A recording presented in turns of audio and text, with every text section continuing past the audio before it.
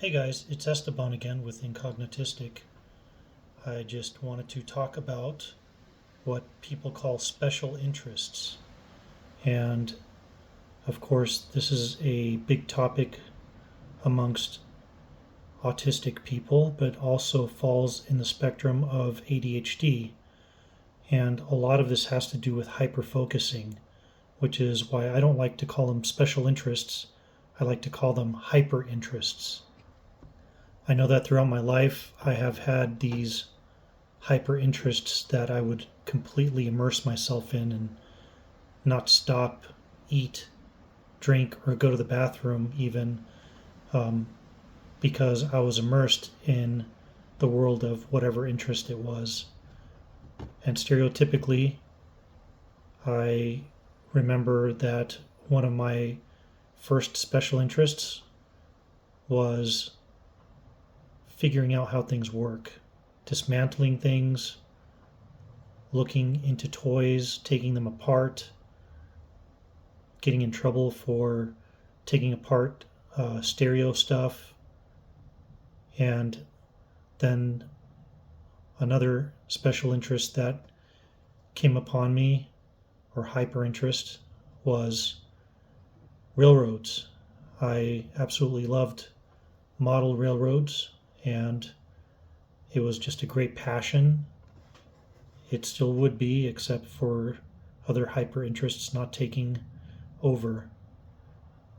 Um, and of course, one of my current hyper interests is Star Trek, which you could see I'm wearing one of my Star Trek polo shirts from the Borg encounter in Las Vegas back in the day.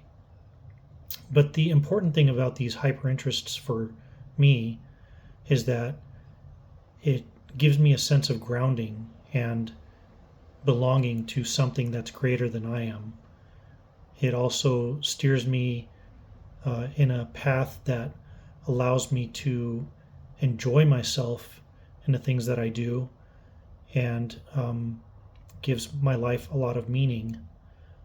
And as strange as that sounds, having Star Trek give me my life meaning, it really does, because it allows me to reminisce on the days of um, law enforcement, and it also gives me a sense of what kind of technology might be coming out in the future. Technology is a big hyper interest of mine also. I love technology still, just being able to see how things work.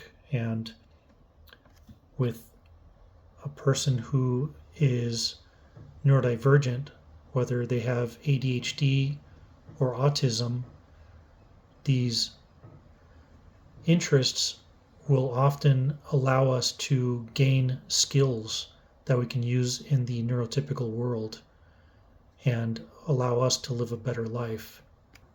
For instance, taking apart something like a computer and being able to put it back together or even modify it can easily open up a career, whether it's remote or not, to be a computer repair person.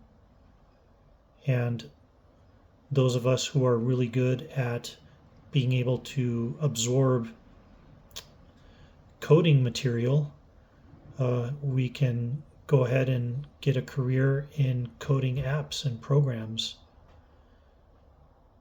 It's not something that's for everybody, but it's definitely a segue to a possibility of making a life for oneself when one is neurodivergent.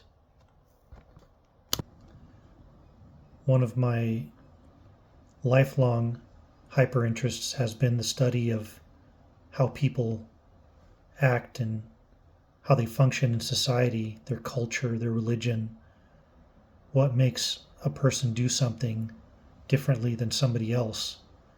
And this is one of the reasons that I was able to get into law enforcement, because that was one of my greatest passions, is to explore how people function although oftentimes I visited them in the worst of their days, I was able to see what their culture and what their religion and what their background did to affect where they were at that present time.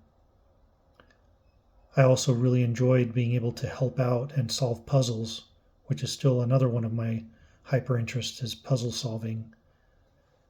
It definitely can annoy my wife and other people I'm around when they're just talking and I go ahead and try to solve whatever it is that they're talking about for them when all they really want to do is listen. So, what's your hyper interest? I know that there are so many out there, and obviously, like the ones that I spoke of are more stereotypical than not.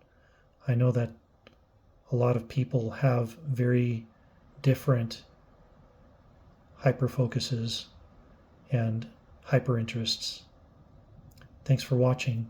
We'll see you on the next one. Take care.